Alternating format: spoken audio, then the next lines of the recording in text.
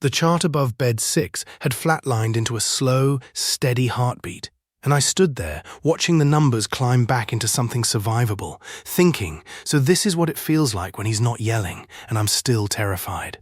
That was Dr. Callum Reyes for you. Night surgeon, 41, hands like he'd been carving marble his whole life instead of people.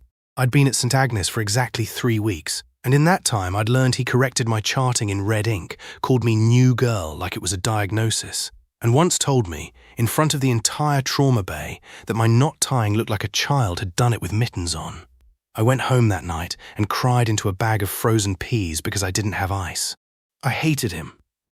I want to be honest about that, because what came later doesn't mean anything if I pretend the hate wasn't real. Then came the night the interstate lost its mind. A jackknifed truck, a school bus returning from a late scrimmage, and a house fire 2 exits down that sent its own share of smoke inhalation our way, all inside of 40 minutes. My preceptor had rolled her ankle on black ice in the parking lot an hour before shift change and gone home in a boot, which left me, 24 years old and still occasionally lost on the way to radiology, standing across a trauma bed from the one attending who thought I was barely competent to hold a clipboard. "You're with me tonight," he said, not a question, already snapping on gloves. "Try not to slow me down." I wanted to say something sharp back. I didn't. I grabbed gauze instead, because 6 children off that bus were coming through the doors, and pride is a luxury nobody gets to keep past midnight in a place like this. What happened over the next 7 hours is the kind of thing I still don't have clean language for. I watched him work on a 15-year-old boy with a collapsed lung and not blink once, murmuring numbers to me in a voice gone suddenly, strangely gentle, like he'd swapped bodies with someone else the second the kid's mother started crying in the hallway. I watched him snap at a resident for being careless and then, 90 seconds later, kneel down to a scared 12-year-old girl and tell her, in this low, unhurried voice, that her brother was going to be fine, that he personally guaranteed it. Which is not a thing surgeons are supposed to say, and he said it anyway because she needed to hear a promise more than she needed a fact. Around 4 in the morning, in the 60 seconds of quiet between the bus victims and the fire patients, I caught him leaning against the supply room wall with his eyes closed, and for the first time I saw exhaustion on him instead of ice. His gloves were still on.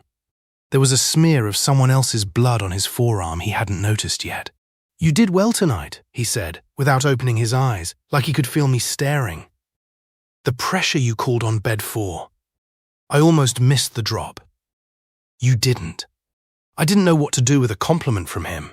It felt like being handed something breakable by a man I'd assumed had no soft parts left. "You've been horrible to me for 3 weeks, I said, because apparently 4 in the morning strips the filter right off a person. He opened his eyes then. "I've watched 11 new nurses quit on me in 6 years. I stopped being nice to the ones I thought might not last. It's not a compliment to you, understand. It's a defect in me. A pause. You lasted." I think about that line more than I probably should. It wasn't warm, not really, but it was the truest thing anyone had said to me in that building, and something about the honesty of it cracked a door I hadn't known was locked. By 6 a.m., the boy with the collapsed lung was stable, the bus driver was stitched and sleeping, and the fire patients had been moved upstairs. Callum walked me to the nurse's station, poured 2 cups of coffee from the pot nobody trusted, and set one in front of me without asking if I wanted it. "I was wrong about the knot tying," he said, staring hard at his own cup like it required his full attention. "It's fine. It was always fine. I was testing whether you'd let it get to you." "It got to me," I cried in the break room. "I know," Priya told me. A ghost of something crossed his face. Not quite a smile, but a relative of one. "I told her to stop reporting on you. She didn't listen." I laughed, and it surprised us both. I won't pretend one brutal shift rewired 6 years of a man's armor, or that I walked out of St. Agnes that morning in love with someone who'd made me cry into frozen peas 9 days earlier. That's not how any of this actually goes, and I think anyone who's worked a job like mine, under someone like him, knows the difference between a movie and a Tuesday. What changed was smaller and, I think, more honest. I stopped being afraid of him, and he stopped needing me to be. It took another 4 months, slow coffees after shift, him walking me to my car without ever quite admitting that's what he was doing, one almost kiss in a stairwell that we both pretended was about equipment logistics, before either of us said anything true out loud. I still don't know if what grew between us started that first horrible night, or if that night just cleared enough wreckage for us to see each other standing there. I've thought a lot, since, about the nurses who came before me and left. Whether he was protecting himself from watching people burn out, or protecting them from a job that chews people up regardless of how gentle their attending is. I'm not sure there's a clean answer. Maybe both things were true at once, the way most hard things about people usually are. We got married 2 years later, in June, in the hospital chapel nobody uses except for exactly this kind of occasion.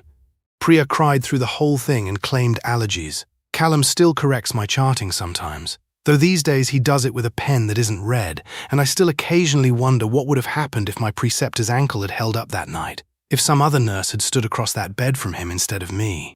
I like to think it would have found us eventually, some other night, some other bay. But I've learned not to be too sure of that. Some nights only happen once, and you don't get to know in advance which ones they'll be.